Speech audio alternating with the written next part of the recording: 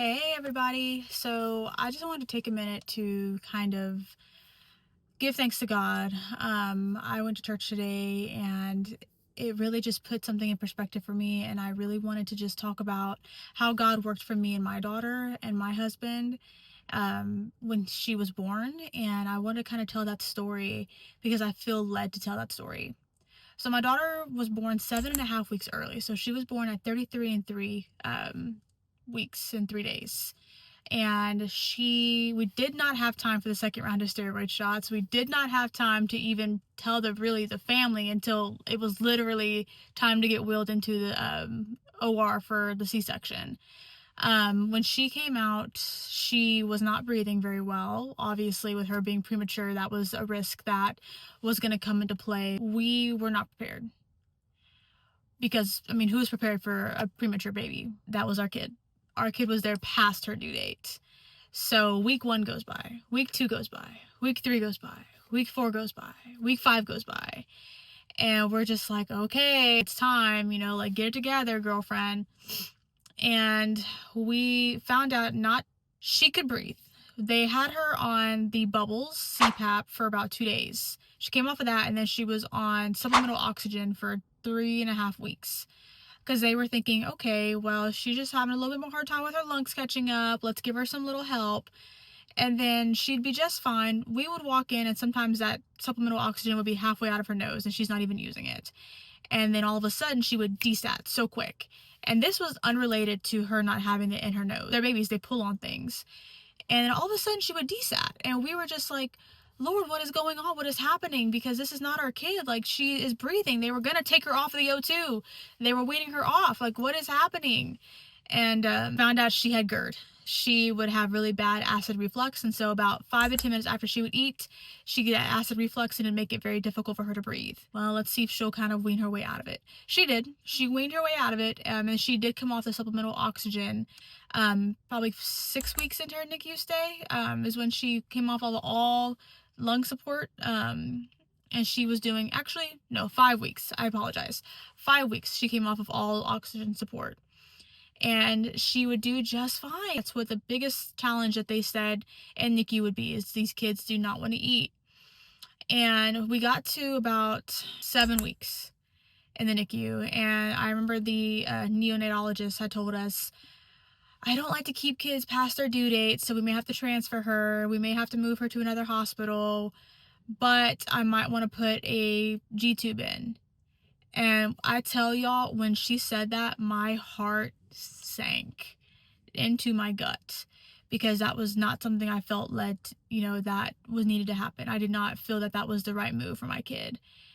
But obviously we're going to follow whatever the doctor recommends to get our kid home. So they said, let's go ahead and do an MRI of her brain. Let's just make sure there's nothing going on. MRI came back perfect. I mean, not one thing was wrong with my daughter and her brain. Well, about 7 weeks is when I started getting really discouraged and just really like, Lord, like, I don't know what's happening here. Like, God, bring her home to me. I'm tired of waiting, God. I'm tired of it. I want my kid home.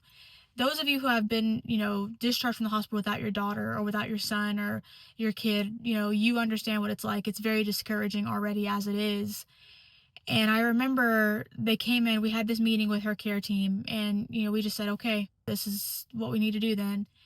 And I remember this voice in the back of my mind saying, no, wait. And I couldn't put a finger on it, because at the time I wasn't really in Christ yet. No, wait. And I kept telling my husband, like, honey, this doesn't feel right to me. I don't feel like this is necessary for us to go through this to put the G-tube in. And they were going to schedule the surgery for her to put the G-tube in. And again, I just kept hearing, no, wait. And I kind of threw this tantrum with my husband, like, no, Lane. And, we got to 8 weeks. And I remember it was a Memorial Day weekend. And so they said that they weren't going to schedule the surgery until after the holiday to get through the holiday. And they were going to transfer her after that. And I kept telling my husband, something is just telling me this isn't right. This isn't right. And I agreed with him that we need to get her home, but it didn't feel like the right way to me. So finally, I said, you know what? I'm going to stay at the hospital for 5 days straight. I want to see what's going to happen. I want to see what's happening with my daughter when I'm not here. So I packed some bags and I stayed at the hospital and I never left. And I showered in the hospital. That hospital was my home for 5 days straight. I never left. I fed my kid myself. I had faith in God. I prayed over my kid every time she would eat, and she was hitting those numbers every single time. And you know, NICU parents, you know your kid has to hit a certain threshold of feeding for you to be cleared. And they came in and they said, okay, we're going to start talking about transferring. And I said, wait, no. The ones who would come in and kind of be subs while, you know, our doctor was out. And I remember them saying, if Charlie can hit 50, we would send her home. And I said, okay, let's hit 50. And I prayed and I prayed and I prayed and I prayed and I prayed. And something kept saying, wait. Well, the day that they were going to transfer her and the day that they were going to take her to do that surgery was the day she went home. The doctor said, never mind, send them home. So God can talk to you in the ways that you don't realize he's talking to you. So I encourage all of you to just listen. Listen for God. Listen for the Lord, because he is always going to he's always going to have your back.